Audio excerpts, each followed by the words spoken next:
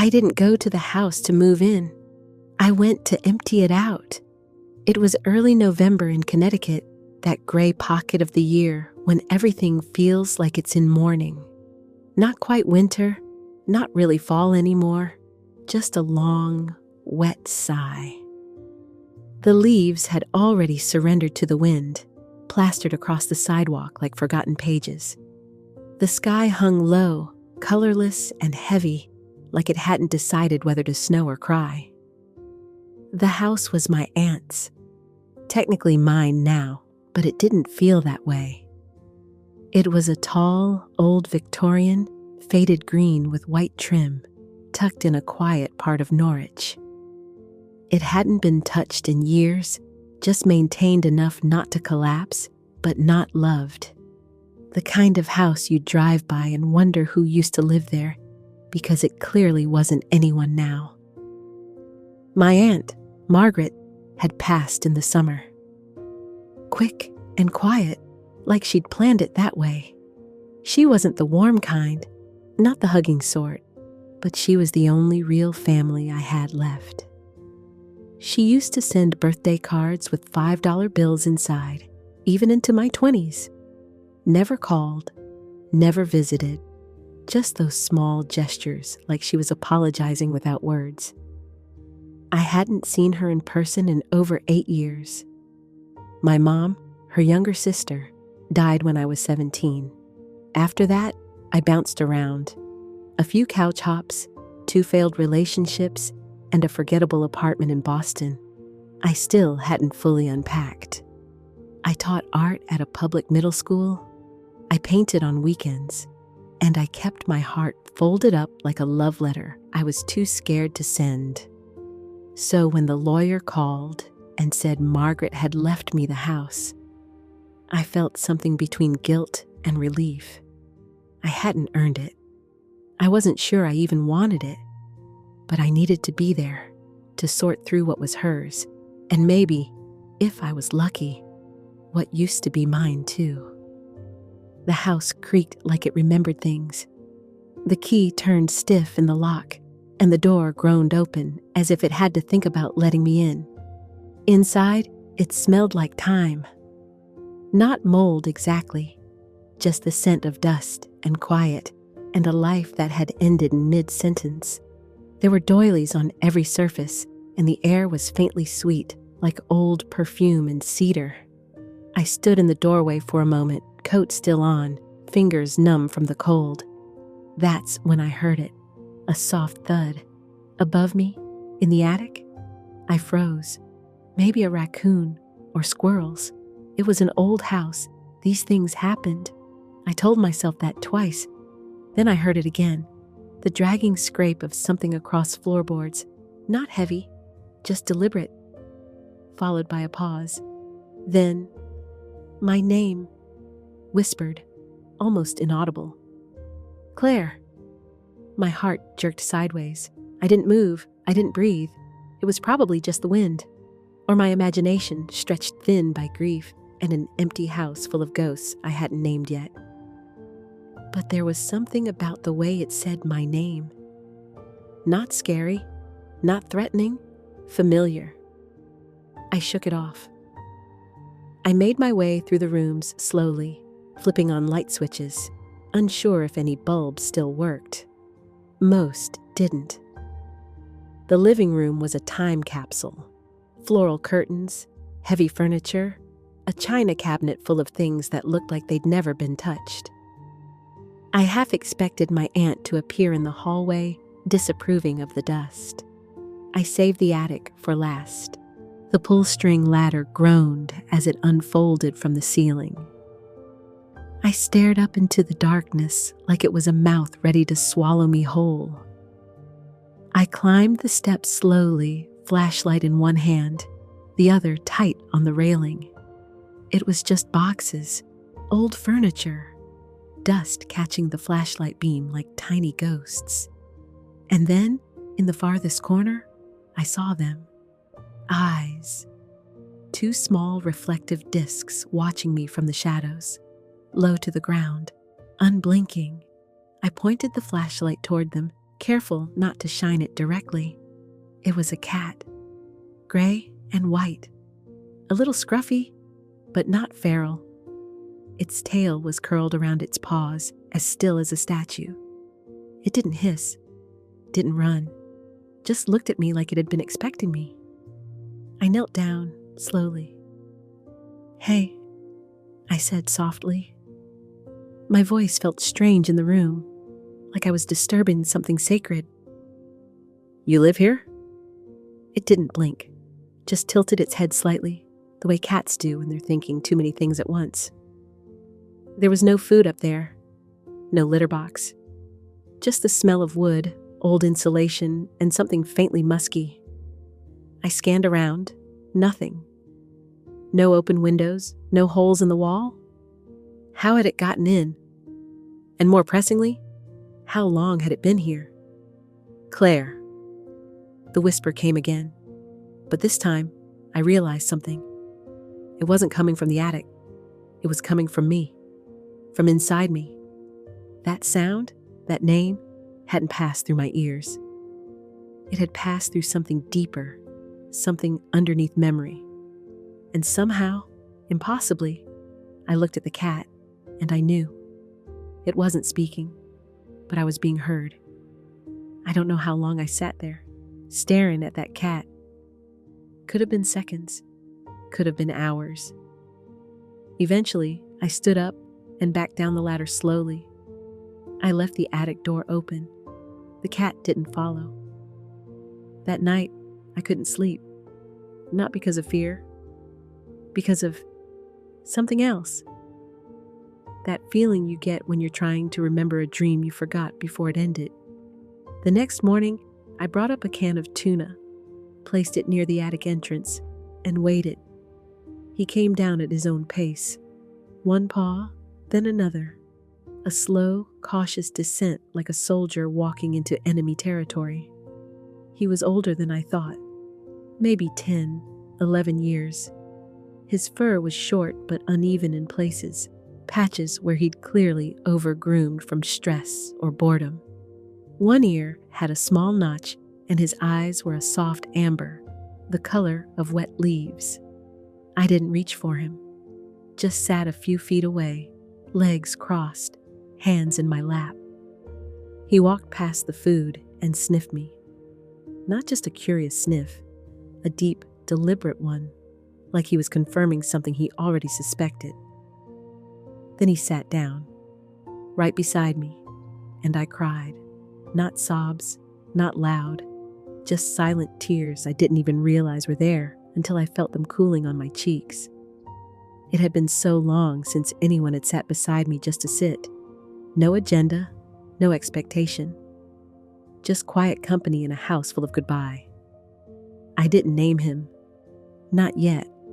But I knew. Something had just begun. I didn't know what to do with him. He didn't bolt when I stood up. He didn't meow or rub against my legs the way other cats might when they want to make themselves known. He just sat there beside me, like we'd agreed silently to share the air. And when I finally got up to leave the room, he followed, but not right behind me. Always with a few feet of space, like he was keeping watch without intruding. That first morning, I made instant coffee in a mug that said Norwich Historical Society. It must have been my aunt's.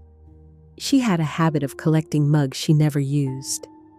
The kitchen smelled like old laminate and dust, and the overhead light flickered with a tired buzz. I opened a can of tuna for him, not cat food yet. I wasn't prepared for any of this, and scooped it onto a small saucer. He watched from the threshold.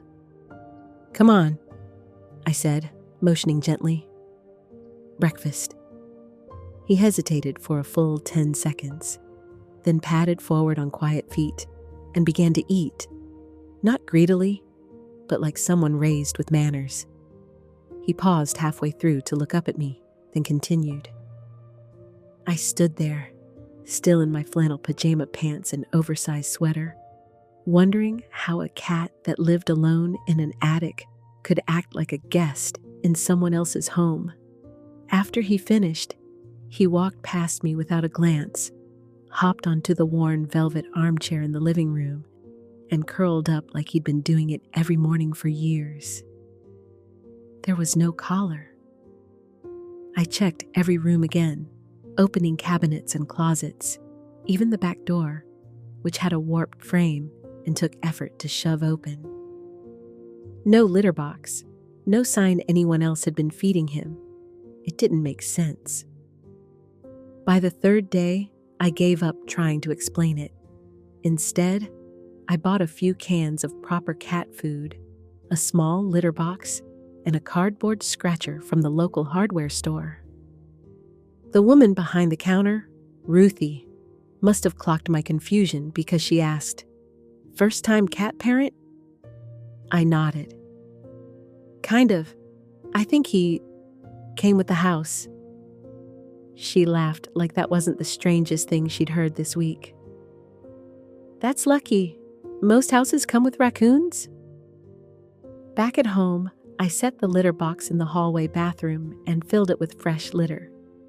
He used it that same evening. No protest, no accidents.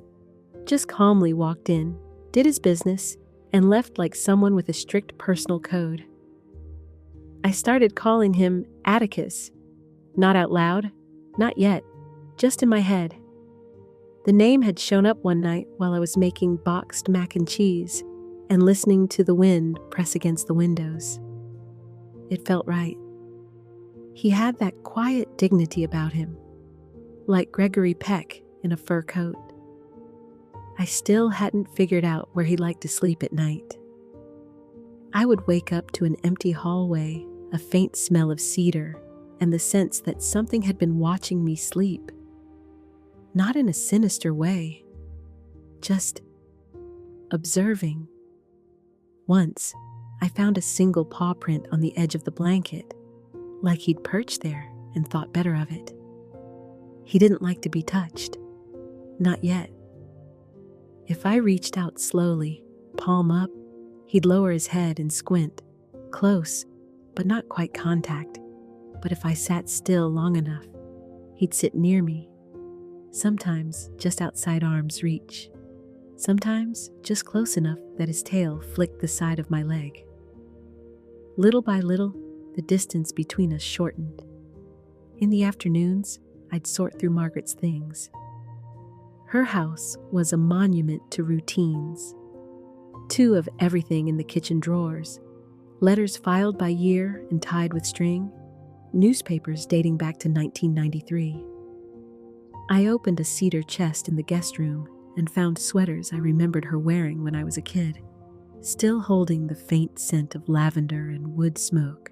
Sometimes I'd talk out loud, just to fill the silence, about Margaret, about my mom, about how I still hadn't figured out whether I was supposed to keep the house or sell it.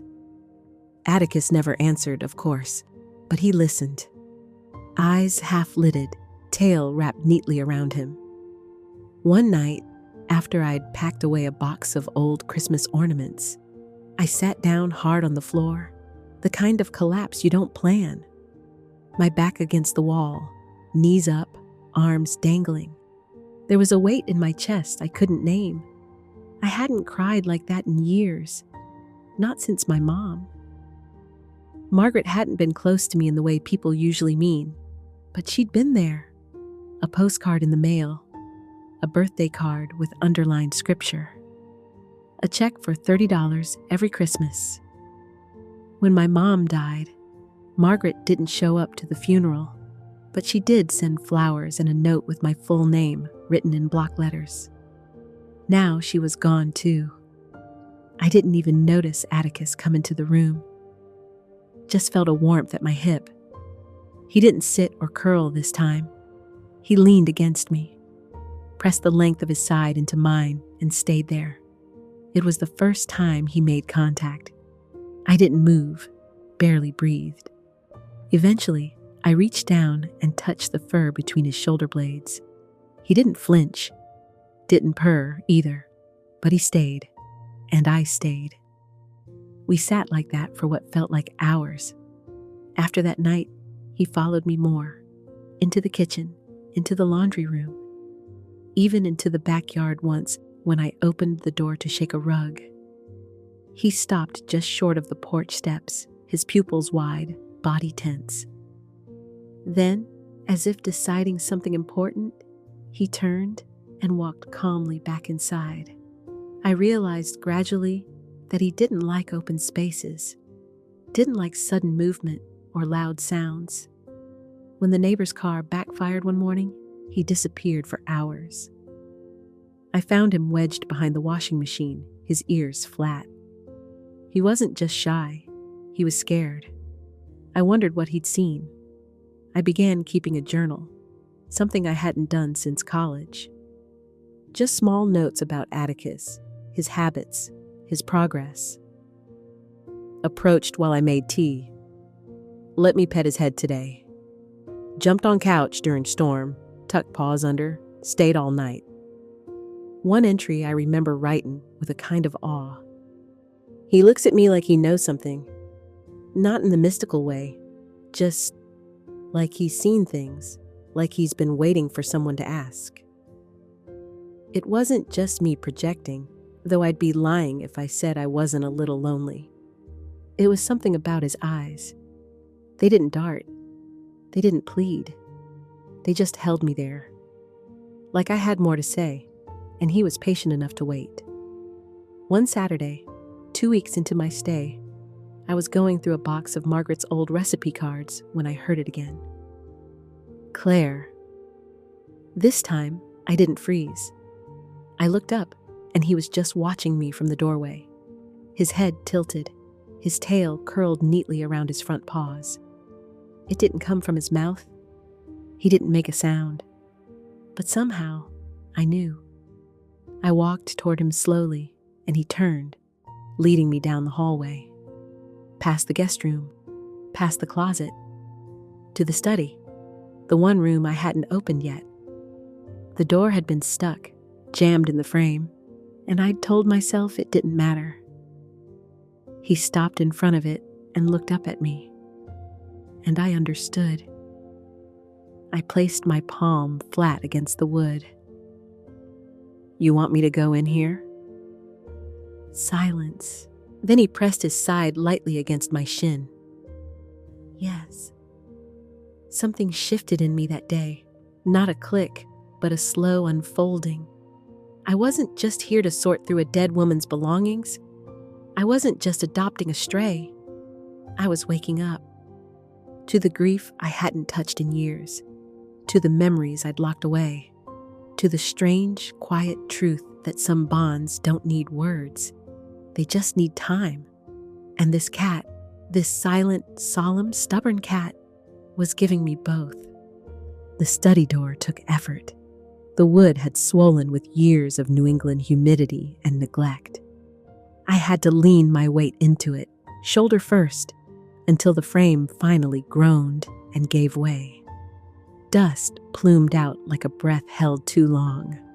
The room smelled like old books and something deeper, something close to forgotten.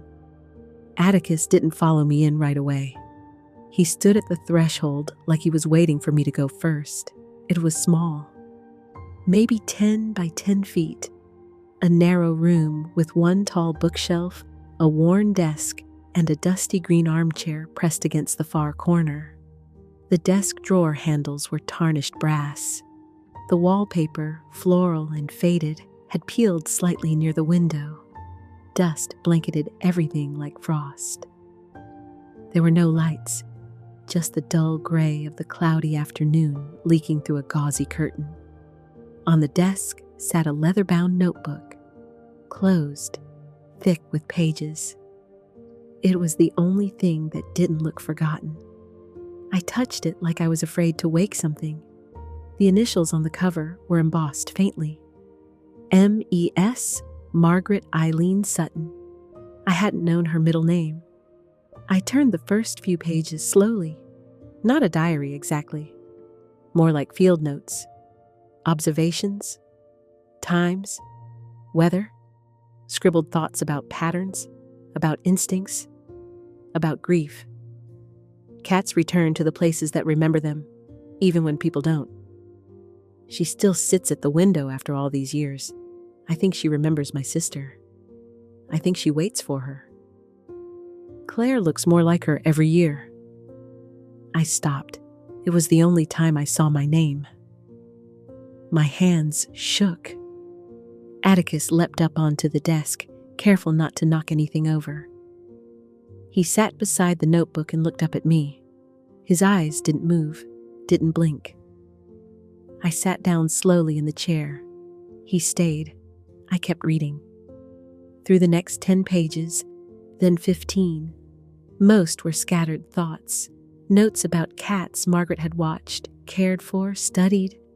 Wild ones, ferals, strays. The kind of things you'd expect from someone lonely and private. But some pages were different. They were about him. Descriptions of a gray and white cat with amber eyes, appearing near the attic, vanishing for months, then returning. He doesn't behave like the others, doesn't beg, doesn't flinch. He stares like he's waiting for someone to remember. Every time Claire visited as a child, he came closer. He follows her, not in the house, but in his own way. I stopped breathing. Margaret had seen him, over and over, year after year, and she thought he was connected to me. I flipped further. The last dated entry was from the previous spring. If something happens, I hope he stays. She won't know why at first, but she will, eventually. I closed the book. Atticus reached out and placed one paw, gently, deliberately, on top of it. And I knew. This wasn't just a cat that lived in the attic. He had waited. For me. That night, I dreamed of the kitchen from my childhood. The one in our apartment in Hartford. My mother's voice was humming softly, off-key, like she always did when she made tea. There was sunlight, a cat on the windowsill, gray and white. I woke up with tears already on my face. The next morning, I found Atticus sitting on my mother's old quilt, the one I'd pulled from the bottom of the cedar chest. I hadn't unfolded it yet, but there he was, nestled in the center of it, like it had always belonged to him. That day changed something in both of us. He began following me more closely, room to room, no longer stopping at doorways. He slept at the foot of the bed, not curled up, not tight, but stretched out as if finally unburdened.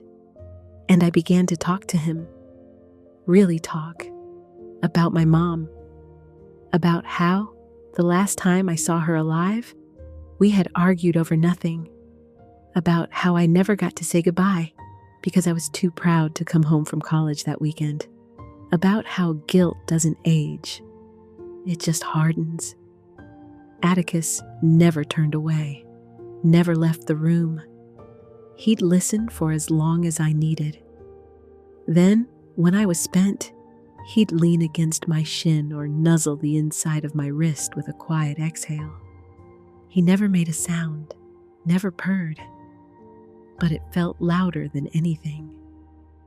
One afternoon, a week after I found the journal, I stood in the upstairs hallway and realized I hadn't heard him move all morning.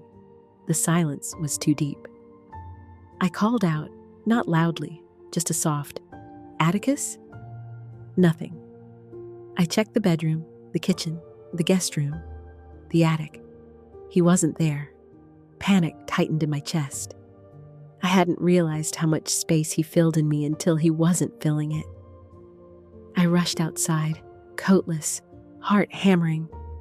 I checked under the porch, around the hedges, behind the garage.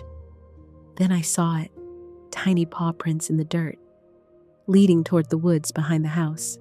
The trees were dense, the kind that swallowed sound. I followed the tracks, feet sinking into damp earth, eyes darting between trunks. "Atticus?" I called again, louder now. Then I heard it, a low, wounded yowl, pained, human almost in its desperation. I broke into a run, following the sound through the brush until I found him. Caught. His back paw was twisted in an old length of barbed wire, rusted and half buried. He must have stepped wrong, slid down the embankment behind the stone wall.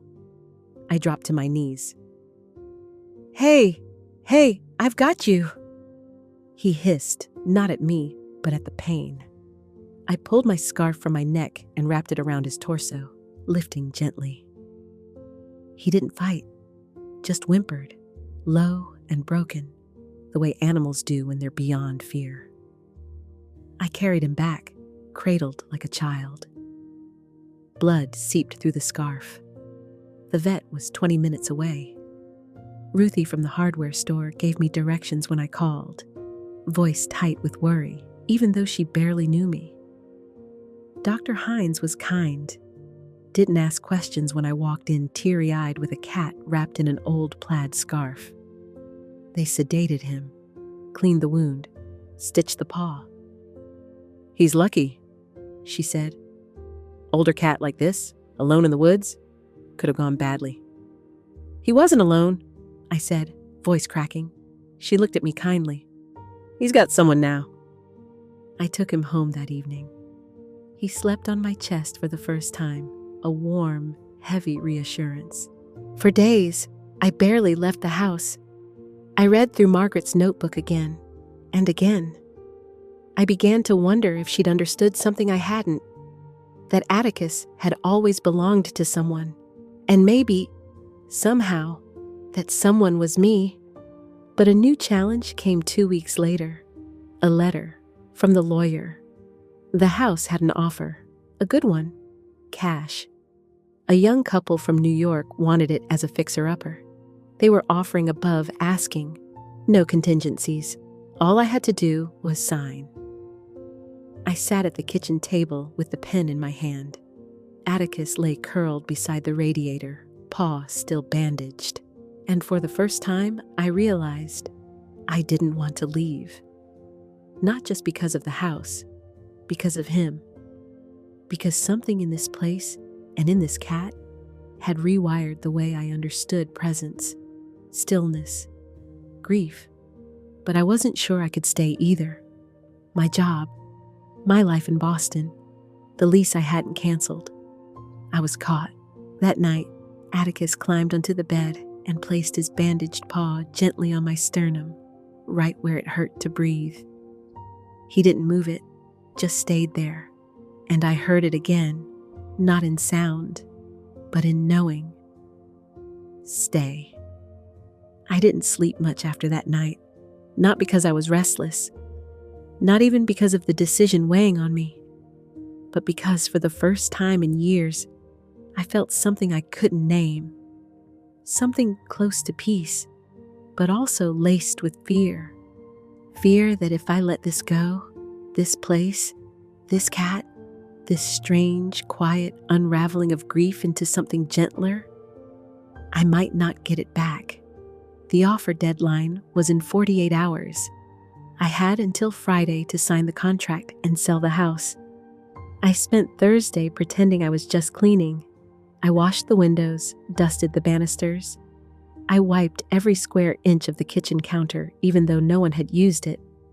I repotted a tired houseplant I found in the guest room. I organized Margaret's books by color, then by subject, then by size, like some kind of anxious ritual.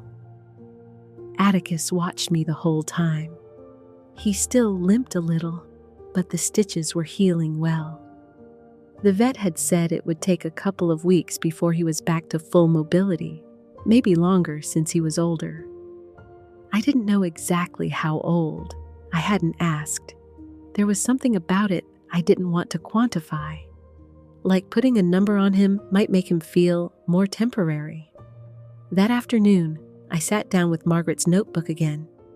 I hadn't noticed it before, but tucked into the back cover was a single Polaroid, faded, bent at the corners. It was of me, or rather, Me as a child, maybe 6 or 7 years old, standing in this very kitchen. My hair was in 2 messy braids. I was holding a mug, both hands wrapped around it like it was a secret I was keeping warm. And at my feet was a cat, gray and white. I couldn't see the eyes clearly, but the markings were the same. My breath caught. Margaret had written on the back, in her sharp slanted script, Claire plus Company. July 1997. He found her again. Again. I held the photo in both hands like it might crumble. 100 memories flooded forward. The visits to Margaret's house when I was little. My mother's soft voice saying, "Go play upstairs, sweetheart." The dusty attic where I would lie on the floor and stare up at the rafters, pretending the beams were bridges for fairies or squirrels or something I couldn't name. I remembered hearing something back then too. Footsteps. Whispers. The soft sound of paws across floorboards. And I remembered how safe I had felt in that silence. I looked over at Atticus, curled in his usual spot by the radiator, watching me. Not moving. Just seeing me. "How long have you been following me?" I whispered. He blinked. Slow, deliberate, and for some reason, I felt like I owed him an answer. That night, I pulled the box of my mother's things from the top shelf of the closet. It was one of the few things I'd taken with me when she passed. I'd carried it through 3 apartments, 2 breakups, and 1 year of depression so thick it felt like breathing through cotton. But I had never really opened it. Not properly. Inside were letters she never sent. Receipts for art supplies she used to sneak into our budget. A dried flower pressed between 2 index cards with my name written in pen on one of them. And a cassette tape, labeled in my mom's handwriting. "For Claire, in case you ever wonder." I stared at it. I didn't have a tape player, but Margaret did. In the study, on the second shelf behind the desk, I'd seen one tucked beside her collection of old radio broadcasts. A dusty little box with faded buttons and a battery panel held on with tape. I slipped in the cassette, pressed play. There was a hum, a bit of static. Then my mother's voice. "Hi, sweetheart. If you're hearing this, well, that means something big has probably happened. Or maybe you just got curious and went digging through old boxes, which honestly wouldn't surprise me." A laugh. Light, nervous. "I made this on a day when you were 6, and the world felt very loud, and I needed to remember how to say things out loud that I couldn't put on paper." I sat down slowly, knees folding like paper under me. Atticus came into the room. No hesitation now. He jumped into the armchair beside the desk and curled there, paws tucked neatly under his chest. "She used to come here too, you know, your Aunt Margaret, when she was hurting. I think the house knew. I think it has a way of holding people who don't know they need to be held." A pause. "And the cat?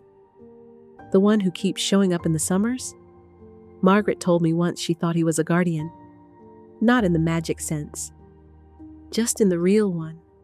Quiet, consistent, patient. The kind of presence grief makes you think you imagined. I think she believed he was meant to find us." Another pause. Longer. "I don't know what I'll leave you, Claire. Not in terms of things. But I hope one day you'll come back here. Not just for the house. For yourself. To remember you were loved. And to know it doesn't end." My hands shook. My mother's voice faded into the static.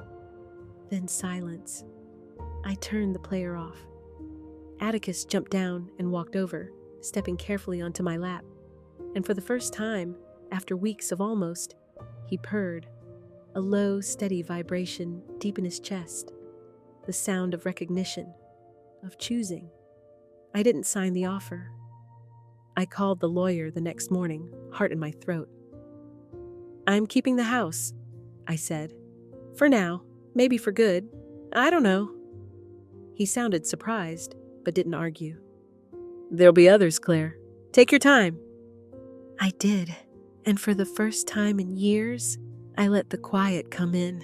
The days became softer. Atticus recovered fully, though he still had a bit of a limp when it rained. He started sleeping on the pillow beside mine, his body curled like a comma beside a sentence unfinished. He had his habits. Every morning, he'd wait by the window in the study, watching the trees. At exactly 4:03 each afternoon, he'd go to the front hallway and sit beside the heater vent, like he was remembering someone, or maybe just grounding himself. One day, I found him curled inside an open drawer of Margaret's desk, head tucked beneath one paw. Inside the drawer was a slip of paper I hadn't noticed before. It was a receipt for a small donation made to a local cat rescue. Dated June 2004. Next to it, in Margaret's writing, "He always comes back when she needs him." I folded the paper and placed it in the notebook. There was no sudden miracle, no revelation, just the steady, quiet work of staying, of listening, of being still enough to hear the kind of things that don't use words. I started painting again. Not for work, not for commissions. Just for me. One canvas at a time, one brushstroke at a time.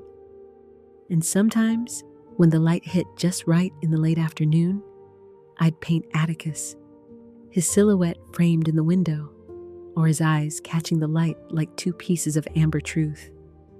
He never posed, but he always showed up. One night, months later, I woke up to the sound of wind against the glass. The trees were moving outside, and the old house moaned gently the way it always did in storms. Atticus was sleeping beside me, but his head lifted when I stirred. He looked at me, just looked, and something passed between us again. Not a voice, not a message, just a feeling, like he was saying, "You came back."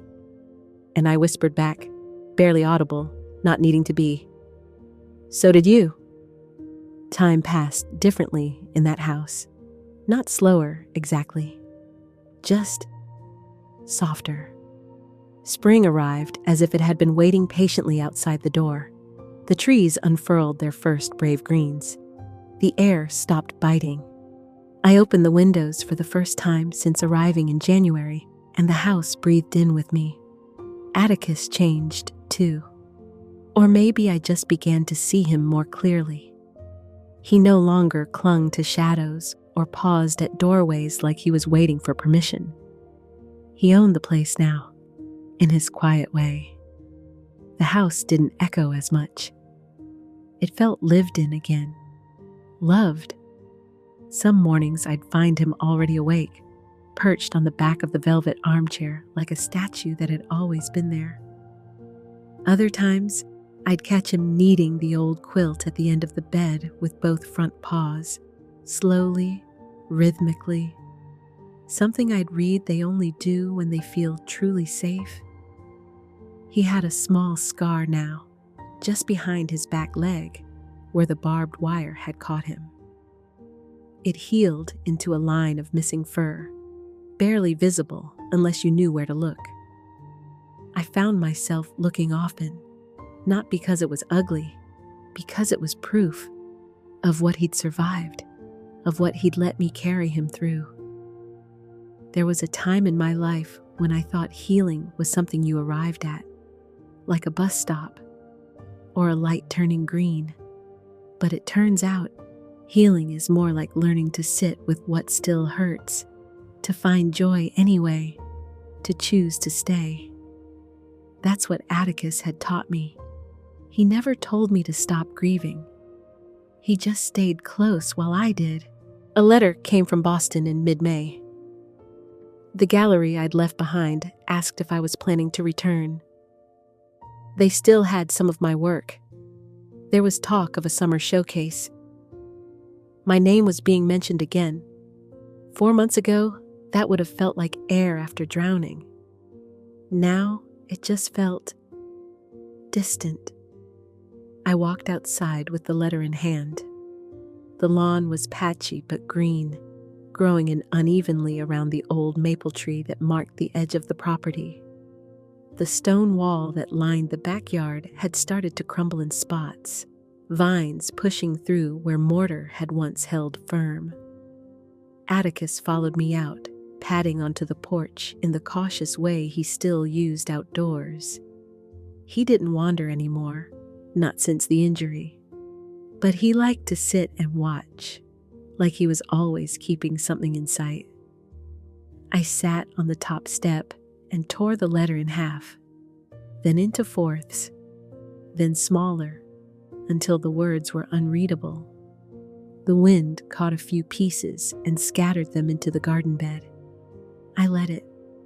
Some choices don't need ceremony, just commitment. I was staying. Not because I had nowhere else to go, but because for the first time, I wanted to stay.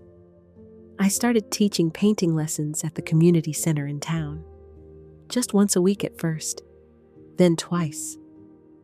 Ruthie from the hardware store signed up for every class, even though she claimed she was about as artistic as a potato. We laughed more than we painted. It felt good. People in town began to recognize me, not as Margaret's niece, but as Claire, the woman with the old house on Whitman Hill, the one with the cat. Atticus got older. I saw it in his stride, a little slower. In his naps, a little longer. His bones made small shifts when he settled into a cushion, like he was folding into the shape of memory. I brought him to the vet for checkups. Dr. Hines said he was in good shape for a gentleman his age. That's what she called him. A gentleman. She was right. He never whined, never demanded. He was just there, always there, like a heartbeat.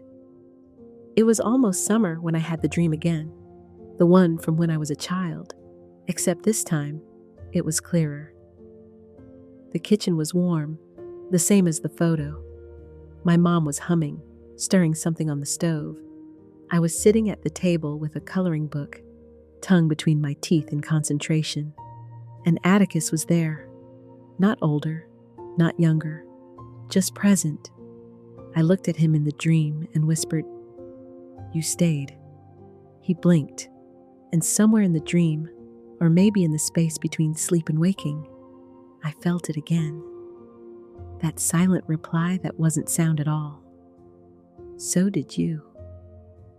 He died on the first truly hot day of June. I had left the back door open while I watered the garden. When I came in, he was in the study, curled into the center of the window seat where the sun hit just right in the morning.